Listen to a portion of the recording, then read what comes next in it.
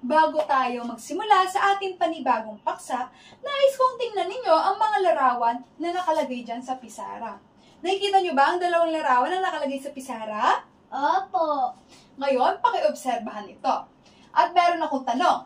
Batay sa larawan, ano ang karaniwang naririnig ninyo sa lipunan na dapat ginagawa ng isang babae? Sige nga, Althea. Ang dapat po na ginagawa ng mga babae ay ang paglilinis ng bahay at ang pag-aalaga ng mga bata. Magaling! Ngayon, batay sa sinabi mo, mababa ba ang pananaw ng mga lipunan natin sa mga kababaihan? Opo. Ayan, maaari ka nang umupo. Kaugnay nga dyan, alam nyo ba na ang mga kababaihan noon ay hindi pa maaaring mag-aral at wala pa rin silang karapatan na bumoto dahil mababa ang pananaw o mababa ang tingin sa kanila ng lipunan.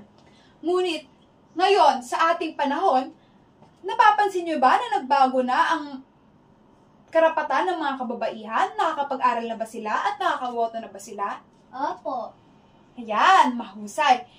Ito ay dahil sa pinaglaban ng ibang mga kababaihan natin noong unang panahon ang kanilang mga karapatan.